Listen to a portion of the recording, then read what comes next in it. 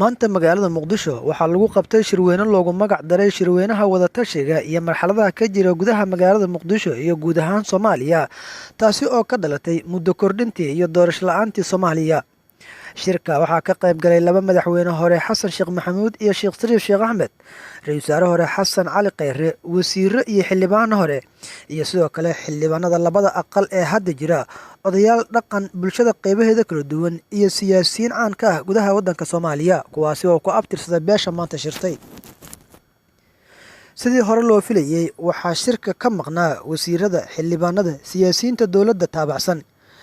kaliya waxaa ka soo qayb galay oo ka soo muuqday dadka la sheegay in ay kasoo horjeedaan siyaasadda iyo muddo kordhinta dowladda loo sameeyey. sidoo kale waxaa shirka ka baaqsaday oo ka maqnaa laba madaxweyne dowlad goboleed, galmudug axmed cabdi kaariye qorqoor iyo cali guudlaawe madaxweynaha hirshabelle, kuwaasi oo horey loo sii saadaaliyey inay iska mashquulin doonaan oo aan imaan doonin shirka maanta lagu qabtay magaalada muqdisho, kaasi oo ay lahaayeen beelaha labadani madaxweyne ku abtirsadaan. eedeen hadallo kulul ayaa dusha looga tuuray maxamed cabdulaahi farmaajo madaxweynaha soomaaliya oo dadka shirka joogay ay ku tuhunsan yihiin inuu yahay qofka diidan isfahan doorasho iyo weliba in doorasho ay ka dhacdo magaalada muqdisho,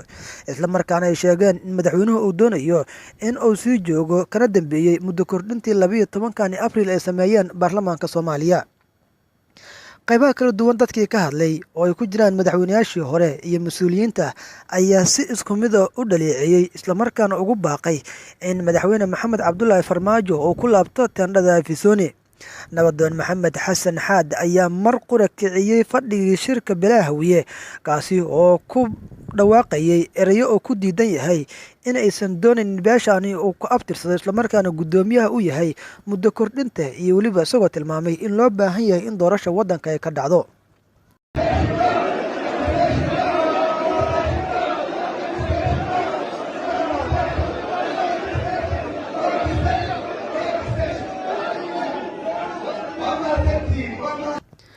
waxaa laga soo saaray shirka maanta warmurturiyeed ku saabsan mowqifka iyo ka qaybgalayaasha shirka ani beesha hawiyey muqdisho ku yeesheen, inkastoo ay jiraan dad caan iyo weliba siyaasiyiin iyo qaybo kala duwan oo bulshada ku abtirsata oo diiday shirkaasi islamarkaana sheegay inaan loo dhammayn. warmurtiyeed shirweyne ay ka qayb galeen odayaasha dhaqanka, xubno ka tirsan midowda murashaxiinta, xildhibaano ka tirsan labada aqal ee baarlamaanka, xildhibaano ka tirsan baarlamaanada galmudug iyo hirshabelle, aqoon-yahano, haween iyo dhalinyaro ka soo jeeda beesha hawiye ayaa looga hadlay xaaladda ka taagan dalka iyo xilligan kala guurka. shirweynuhu wuxuu isku raacay qodobada soo socda: 1. inay sharci darro tahay muddo kororsiga xildhibaano ka tirsan golaha shacabka ee baarlamaanka muddo xileedkiisu dhammaaday ay u kordhiyeen madaxweynihii hore ee muddo xileedkiisu dhammaaday, iyaguna isku kordhiyeen muddo 2 sano ah. sidaas daraaddeed shirweynuhu uma aqoonsana maxamed cabdulaahi farmaajo madaxweyne soomaaliyeed. 2. in si degdeg ah looga laabto go-aanka muddo kororsiga sharci darrada ah. shirweynuhuna wuxuu ku adkaynayaa inuu waddo kasto lagu hor istaago muddo kororsiga si uusan u meel marin. 3. in badbaadada dalka ay ku jirto qabashada doorasho heshiis lagu yahay, taasoo saldhig ugu yahay heshiiskii 17 Sebtembar. waxaanu ku baaqaynaa in shir degdega iskugu yimaadaan madaxda dowlad goboleedyada iyo saamileyda kale siyaasadeed ee dalka iyadoo aan loo xayirmin madaxweynihii hore maadaama uu caddaystay in uusan rabin doorasho, taa beddelkeedana uu door biday muddo kororsi sharci darro ah. 4. shirweynuhu wuxuu ka digayaa cawaaqib xumada ka dhalata muddo kordhinta sharci darrada, wuxuuna caddaynayaa in mas-uuliyadda ay qaadayaan madaxweynihii muddo xileedkiisu dhammaaday iyo guddoonka golaha shacabka. 5. waxaan mar kale ugu baaqaynaa taliyaasha ciidamada qalabka sida in ay ciidanka ka saaraan loolanka siyaasadeed, iyadoo si gaar ah loogu digayo taliyaha ciidanka lugta, taliyaha nabad sugidda iyo taliyaha booliska oo si gaar ah ugu howlan fulinta ajandaha muddo kordhinta. 6. shirweynuhu wuxuu cabbaaraynayaa mowqifka qaar ka mid ah dowlad goboleedyada ay ku taageereen muddo kororsiga farmaajo. shirweynuhu wuxuu caddaynayaa inaysan shacabka Soomaaliyeed ku matelin go'aankaas waxaana laga dalbanayaa inay si degdeg ah uga laabtaan go'aankan horseedi kara xasilooni darro ku timaada guud ahaan Soomaaliya gaar ahaan deegaanada beeshu degto haddii kale waxaa loo aqoonsanayaa inay mas'uuliyadda burburka qayb ka yihiin iyagu todoba shirweynuhu wuxuu u mahad celinayaa dowlad goboleedyada Puntland iyo Jubbaland aqalka sare ee baarlamaanka federaalka midowga murashaxiinta iyo beesha caalamka oo diiday muddo kororsiga sharci darrada ah ee lagu wiiqayo dimuqraadiyadda curdanka ah ee dalkeena ka hana qaadaysa sideed shirweynuhu wuxuu ugu baaqayaa ciidanka nabad ilaalinta AMISOM inay ka fiirsadaan ilaalinta madaxweynihii hore ee muddaxileedkiisu dhammaaday kaasoo ku howlan hurinto fidno iyo abaabul colaadeed sagaal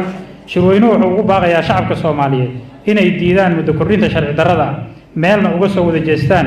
difaaca siyaasadeedka soo jireenka ah ee xukunka sida nabadda la isku wareejinayo 4 sanaba mar taasoo uu dhaxaad u ah dhismaha nabadda iyo dawlad dhiska dimuqraadiga ee dalka ka hana qaad toban shirweynuhu wuxuu uga mahad celinayaa beesha caalamka dadaalada joogtada ah ay ku garab taagan yihiin shacabka Soomaaliyeed aad iyo aad u mahadsan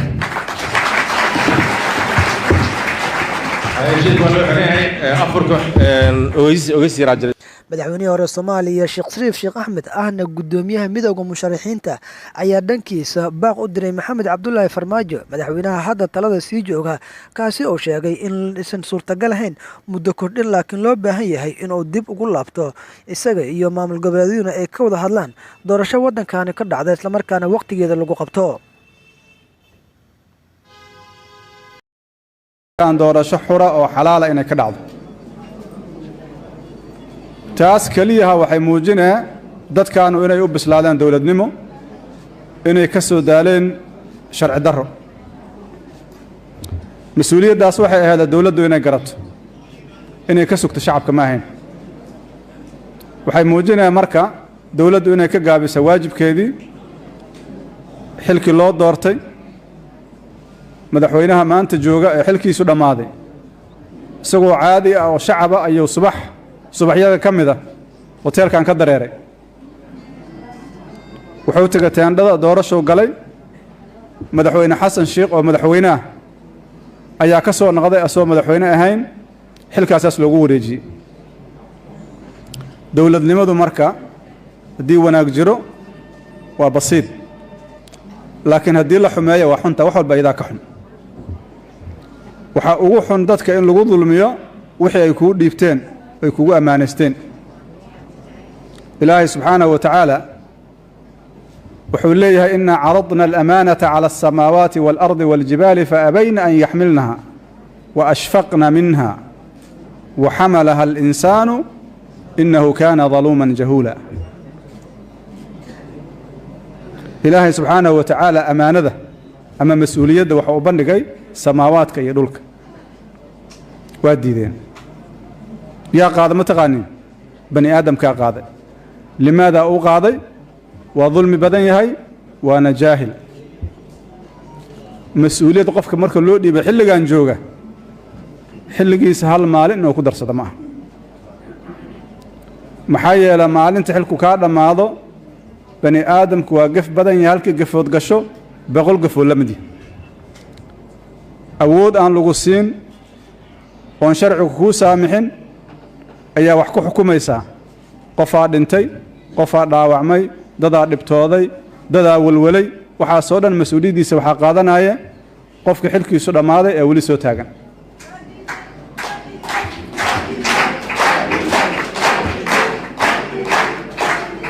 dadku sidaan inay intay u yimaadaan codkooda u muujiyaan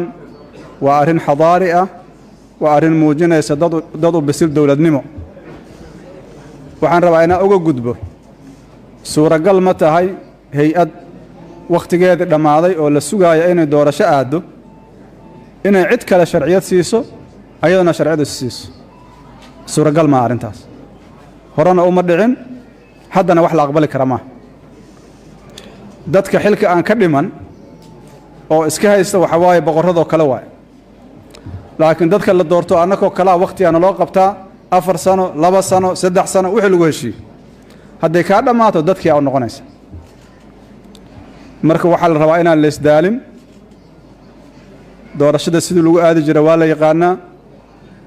sidii hore ay ahaa jirta hadda waa ka fududaha waa la soo koobay maamul goboleedyaa joogaan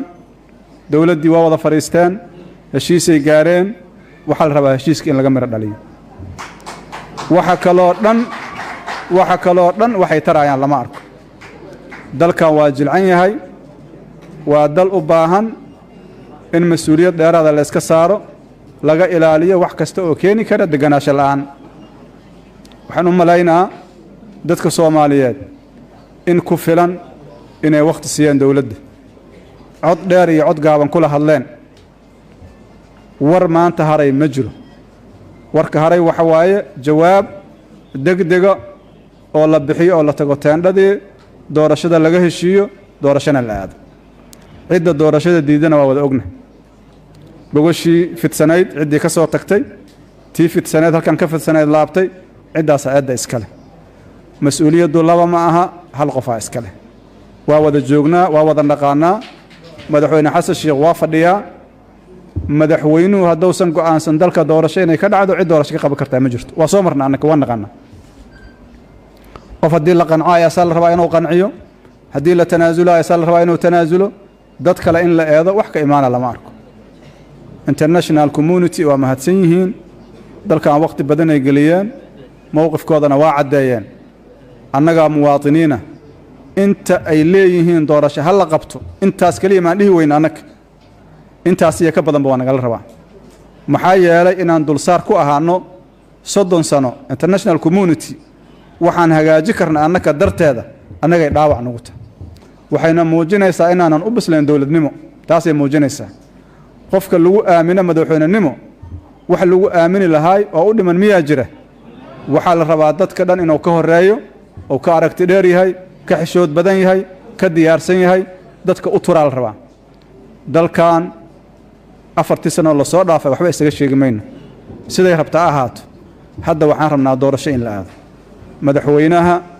madaxweyne goboleedyada waxaan ugu yeeraynaa si degdega inay ugu laabtaan teendhooyinka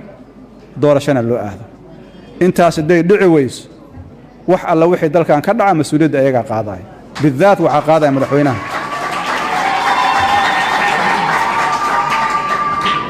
waa ogtihiin murashaxiinta intaas waxay ka shaqaynayeen in wanaag wax u dhacaan oo doorasho la isla ogol yahay ay dhacdo qabiilkan waa la wada yahay laakiin waxa laga hadlayo wanaagga iyo dowladnimada waa dadka meeshan yimiday مثل waxay ka